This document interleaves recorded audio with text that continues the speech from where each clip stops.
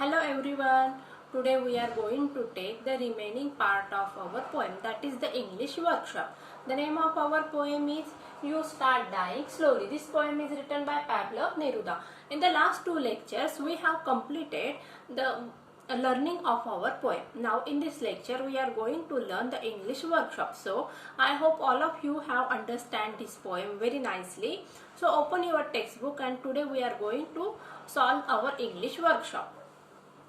So open your textbook, page number 43, English workshop. First one, read the different message in the poem given below. Choose the one that suits this poem best. आता बघा या ठिकाणी आपल्याला काही points दिलेले आहेत A B C D E च्या form मध्ये. आता यामधून जी लाईन्स आहे की जी पोएम मध्ये मेसेज म्हणजे काय जो संदेश आपल्याला या पोएमच्या माध्यमातून देण्यात आलेला आहे तो संदेश या कुठल्या ऑप्शन मधून आपल्याला योग्य वाटत आहे ते आपल्याला या ठिकाणी त्याला राईट मार्क करायचा आहे. पहिलं आहे बघा, face life what ever it may give you. आयुष्याला आपल्याला सामोरं जायचंय, जे काही आयुष्य आपल्याला दिलं, हा मेसेज दिलेला आहे का नाही, तर आपल्याला काय करायचंय, चेंज करायचंय. जे आपलं डेली रुटीन आहे ते चेंज करून आपल्याला नवीन काहीतरी गोष्ट करण्यासाठी मेसेज या ठिकाणी कवीने आपल्याला दिलेला आहे. मग ए ऑप्शन सुटेबल आहे का, नाही. बघूया बी ऑप्शन काय आहे, fulfil all your dreams and unfulfilled desires. आता या ठिकाणी काय सांगितलंय, लाईन मधून फुलफिल म्हणजे पूर्ण करा काय, युअर ड्रीम्स तुमचे स्वप्न, आणि तुमचे जे अनफुलफिल म्हणजे काय, ज्या इच्छा तुमच्या पूर्ण झालेल्या नाहीये त्या इच्छा आणि तुमचे स्वप्न पूर्ण करण्याचा प्रयत्न करा. मग हा मेसेज या पोएमच्या माध्यमातून मिळतोय का, करेक्ट आहे. मग हा बी जे ऑप्शन आहे ते राईट आहे. सी ऑप्शन बघूया, be your self and do what your heart tells you.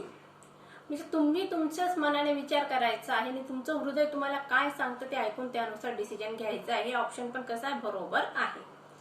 आता डी ऑप्शन काय बघूया, accept all possible changes or risk that you have taken. All possible changes म्हणजे जे काही बदल होणार आहेत ते, आणि रिस्क म्हणजे काय, धोके की जे तुम्ही निवडण्यात आलेले आहे. यू हॅव टेकन म्हणजे बघा या ठिकाणी मी काल सांगितलं होतं की आपल्याला आपलं स्टडी आयुष्य पाहिजे असतं. अचानक होणारे बदल किंवा आयुष्यामध्ये होणारे वेगवान घडामोडी आपल्याला नको असतात, परंतु या ठिकाणी कवीने काय मेसेज दिलेला आहे, आपल्याला काय करायचंय, असे वेगवेगळे बदल आपल्याला आयुष्यामध्ये फेस करायचे आहेत. म्हणून हा डी ऑप्शन कसा आहे, राईट आहे. आता ई ऑप्शन बघूया, keeping your self esteem intact, just try to relax in life. Self-esteem intact and just try to relax in life. आपल्याला आयुष्यामध्ये काय करायला सांगितलं, रिलॅक्स म्हणजे काय, कुठल्याही प्रकारे टेन्शन घ्यायचं नाही. आणि सेल्फ एस्टीम म्हणजे काय, स्वतःबद्दलचा असलेला अभिमान आपल्याला काय करायचा, थोडं बाजूला सारायचा आहे आणि काही न करता आपल्याला आयुष्यामध्ये रिलॅक्स झोन मध्ये आयुष्य जगायचं आहे. हा मेसेज दिलेला या ठिकाणी नाही, हा मेसेज सुद्धा देण्यात आलेला नाही आहे. मग ए आणि ई ऑप्शन आपल्याला या पोएमच्या माध्यमातून हा मेसेज आपल्याला मिळत नाही आहे. आता दुसरा प्रश्न बघूया, state the following. Theme or central idea of the poem. ज्यावेळेस मी तुम्हाला अप्रिसिएशन ऑफ द पोएम लिहून देणार आहे त्यावेळेस मी तुम्हाला हे लिहूनच देणार आहे, पण आता या ठिकाणी मी सांगत आहे तर उत्तर तुम्ही या ठिकाणी लिहून घ्यायचे. बघा, theme or central idea of the poem प्रत्येकाने आपल्या पुस्तकामध्ये लिहून घ्यायचे. मी सांगते, लिहा. The theme of the poem is about how to live life meaningful. परत एकदा लाईन रिपीट करते, the theme of the poem is about how to live life meaningful. Okay, colorful, comma करा, and with satisfaction, full stop. In the poem, poet tells us which things we should avoid and which things we should accept for better life. Full stop.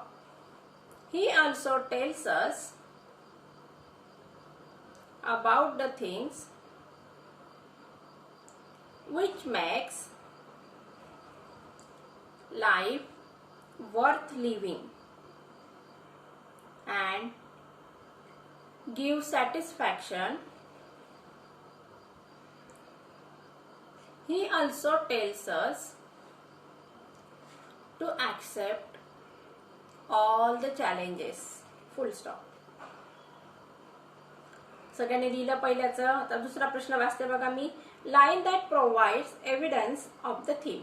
आता evidence म्हणजे काय? पुरावा. म्हणजे ही जी theme मी आता तुम्हाला सांगितली, theme किंवा सेंट्रल आयडिया, ही theme किंवा सेंट्रल आयडिया कोणत्या लाईन्स मधून क्लिअर होत आहे त्या लाईन्स आपल्याला या ठिकाणी लिहायच्या आहेत. लिहा मग.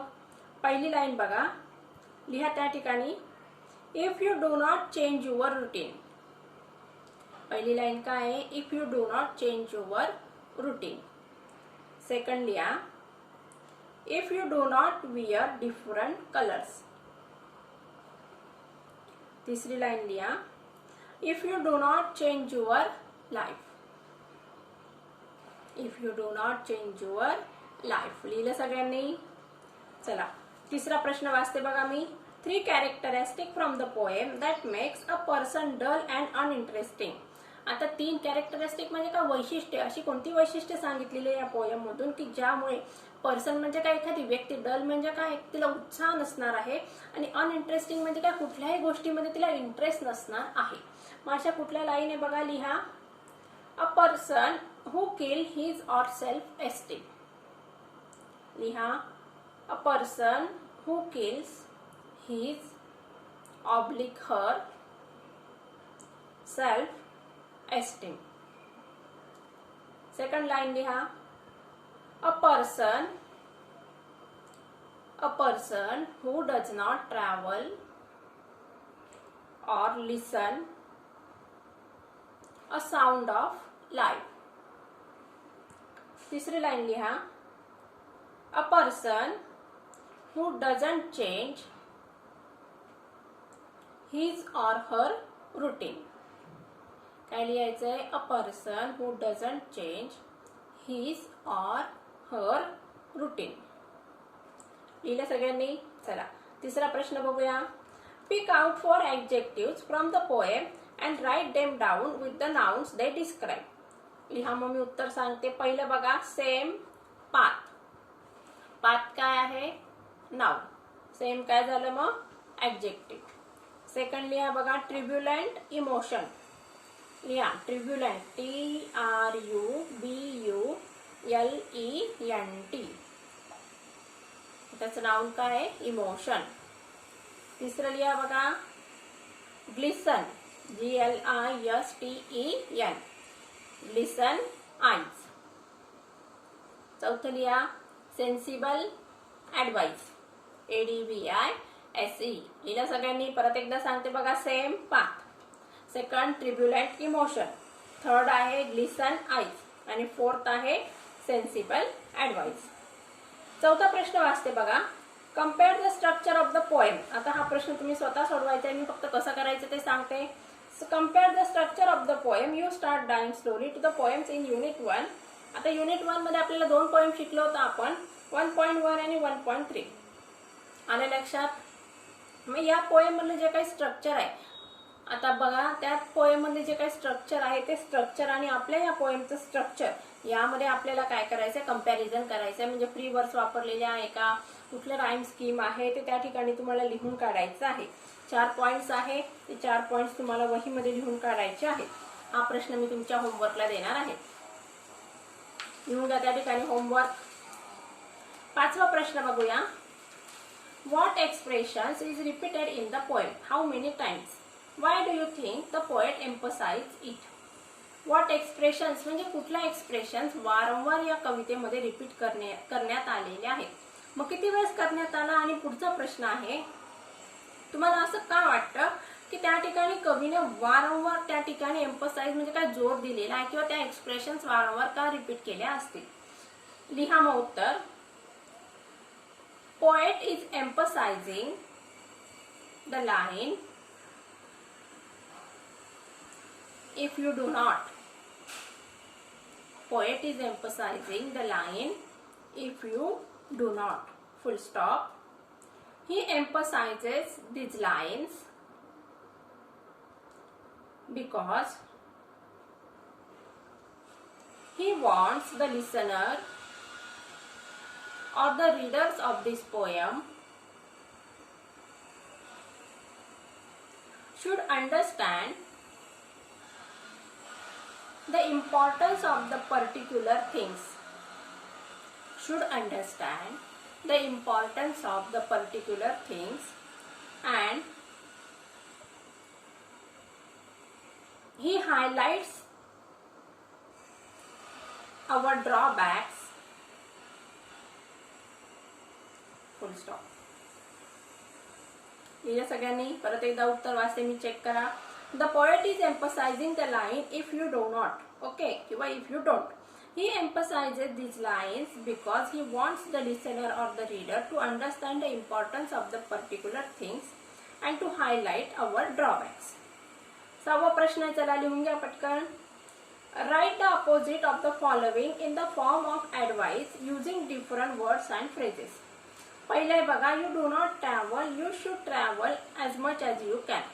पहिले बघा, अपोजिट लिहायचे. अपोजिट म्हणजे काय? विरुद्धार्थी. पण पहिल्या ठिकाणी काय दिले? If you do not travel, तुम्ही प्रवास केला, त्याचा अपोजिट काय येणार? मग तुम्ही प्रवास करा. You should travel. आता बघा, you do not appreciate yourself, मग या ठिकाणी काय लिहिणार? You should appreciate yourself. Do नॉटच्या काढी काय करायचं? डू नॉट काढून टाकायचं आणि त्या ठिकाणी you should appreciate yourself. तिसरं आहे बघा, you kill yourself esteem. या ठिकाणी काय लिहायचं? You should keep up yourself esteem. D बघूया, you become a slave of habits. त्याचं उत्तर लिहा, you should develop your good habits. You should develop your good habits. E बघूया, you refuse to speak to strangers. उत्तर लिहा त्याचं, you should speak to the stranger persons. F बघूया, you do not change your life. त्याचं उत्तर लिहा, you should change your life. G बघूया, you refuse to take a risk. You should take risk. त्याचं उत्तर काय येणार? You should take risk. आता 7वा जो प्रश्न आहे तो तुम्हाला पॅराग्राफ लिहायला सांगितलाय. बघा काय आहे, तुम्ही समजावून सांगते तुम्हाला. Go through the following steps and discuss in pairs about the fact mentioned in it. Write a paragraph using the points. Give another interesting title. Living a better life. हे आपल्या या पॅसेजचं टायटल आहे. या ठिकाणी तुम्ही दुसरं सुद्धा टायटल देऊ शकता. आता या ठिकाणी एक एक पॉइंट फ्लोचार्टच्या माध्यमातून दिले. बघा काय काय दिलेलं आहे. Get rid of one bad habit at a time. Bad habit पासून आपली स्वतःची सुटका करायची आहे. अवॉइड निगेटिव्ह थॉट्स, बी पॉझिटिव्ह. निगेटिव्ह म्हणजे काय? नकारार्थी भावना मनातून काढून टाकायचे, विचार मनातून काढून टाकायचे. नेहमी काय करायचं आहे? पॉझिटिव्ह विचार करायचा आहे. ट्रस्ट युअर सेल्फ, स्वतःवर विश्वास ठेवायचा. लव व्हॉट यू डू, आणि तुम्ही जे काही काम करत आहात ते जीवापासून करा किंवा प्रेमाने ते काम करा. Try to enrich your mind by becoming a life long learner. आपण नेहमी, इनरिच म्हणजे काय? आपल्या मनाची नेहमी जडणघडण करायची आहे. कसं करायचंय? समृद्ध करायचं आहे. अधिकाधिक वाचन करून आपण आपलं मन अधिक काय करायचंय? समृद्ध करायचं आहे. पुढचं बघा, sharing and caring makes life enjoyable. Sharing म्हणजे काय? बघा, आपले दुःख किंवा आनंद आपल्या मित्रांबरोबर काय करायचं? सांगायचं आहे. आणि केअरिंग म्हणजे काय? काळजी घेणे. मेक्स लाईफ एन्जॉयबल म्हणजे आपल्याला आपल्या सुखदुःखामध्ये सहभागी होणारे मित्र पाहिजे आहेत. बी humble, respect and welcome, accept each day with a smile. म्हणजे आपल्याला काय करायला सांगितलंय? बघा, हंबल म्हणजे नम्र राहायचं आहे. रिस्पेक्ट म्हणजे आदर द्यायचा आहे. आणि वेलकम किंवा ऍक्सेप्ट म्हणजे स्वीकार करायचं. प्रत्येक दिवसाला आपल्याला आनंदाने स्वीकार करायचा आहे. 8वा प्रश्न बघूया. Complete the following table with the things in your life which help you to change your habits and routine. आपले सवयी बदलवण्यासाठी आपल्याला काय केलं पाहिजे या ठिकाणी सांगितलेले. बघा, इफ आय डू दिस, मी हे केलं तर मग या ठिकाणी नेक्स्ट पॅसेज किंवा कॉलम आहे आय शाल. इफ आय ट्रॅव्हल, मी जर प्रवास केला तर काय होणार आहे? I shall overcome my fear. लिहा त्या ठिकाणी, if I travel I shall overcome my fear. किंवा I get the beautiful experience of life. बघा पुढचं, if I read I shall increase my knowledge. लिहा, I shall increase my knowledge. If I change my bad habits. लिहा, I will definitely achieve my target. पुढचं बघा चौथं, if I play continuously on mobile phone. त्याचं उत्तर दिले बघा, I shall miss the pleasure of playing outdoor games. शेवटचे बघा, if I don't make friends, आता या ठिकाणी मी जर फ्रेंड बनवले तर काय होणार आहे, I will be a lonely fellow. अजून बघा, my life will become dull and boring. Okay, लिहिलं सगळ्यांनी, I will be a lonely fellow, my life will be a dull and boring. आता 9वा प्रश्न आहे बघा, everyone needs inspiration to move ahead.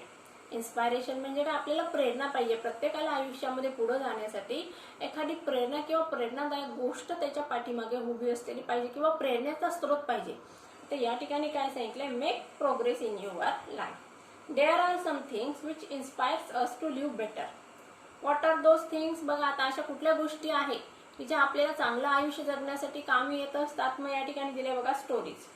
या ठिकाणी तुम्ही लिहू शकता friends company, parents, family background, अजून न्यूजपेपर रीडिंग, अजून लिहू शकता तुम्ही मूवीज, इन्स्पायरेशनल मूवीज.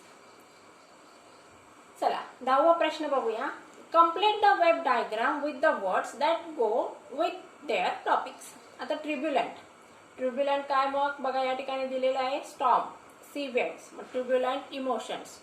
ट्रिब्युलंट्स काय येणार अजून, ट्रिब्युलंट स्टॉर्म दिले, सी वेव्स दिलेले, ट्रिब्युलंट इमोशन्स दिलेले आहेत. आता मी एक सांगितलेलं आहे, आता उरलेले 2 तुम्हाला होमवर्कला करायचे आहेत. पुढचं बघा, ग्लिसनिंग म्हणजे चकाकणारे. मग या ठिकाणी दिलेत बघा, एक आईस दिलेला आहे, त्याचं लिहा बघा glass, tears, due drops and snow. लिहिलं सगळ्यांनी, glass, tears, due drops and snow. Sensible advice, sensible idea, sensible person, sensible behaviour, sensible answer. Okay, आता या ठिकाणी पुढचा प्रश्न आहे बघा, रिकलेक्ट नाव. हा तुम्हाला काय करायचंय बघा, एक पॅसेज लिहून काढायचा आहे. ज्याप्रमाणे तुम्हाला तुमचा दिवस आनंदी जाईल, कसा जाईल त्या स्वरूपात काही पॉइंट्स दिलेले आहेत, प्रश्न विचारलेले आहेत, त्या प्रश्नांची उत्तरं लिहायची आहेत. असे प्रश्न तुम्हाला रायटिंग स्किलमध्ये येत असतात. परंतु या ठिकाणी बघा, आपण हा राईट अप किंवा नरेटिव्ह आहे पॅसेज, हा आपल्याला काय करायचा, ज्यावेळेस आपण रायटिंग स्किलचा अभ्यास करणार आहोत त्यावेळेस आपण हा पॅसेज कव्हर करणार आहोत. अशा प्रकारे विद्यार्थ्यांना आज आपण काय केलेलं आहे, रायटिंग स्किलचा जो प्रश्न आहे आपला हा या ठिकाणी बघा आपण काय सॉल्व्ह केला. आज इंग्लिश वर्कशॉप मी तुमच्याकडून पूर्ण सोडवून घेतलेला आहे.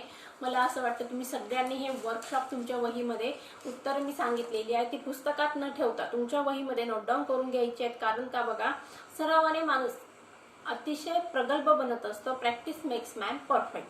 म्हणून या ठिकाणी तुम्ही पण तुमच्या वहीमध्ये या नोट्सचे उत्तर लिहून टाकायचे आहेत. आता आपल्याला नेक्स्ट लेक्चरमध्ये पुढचा लेसन सुरू करायचा आहे. तोपर्यंत सगळ्यांनी मागचा अभ्यास पूर्ण करून ठेवायचा आहे. Take care and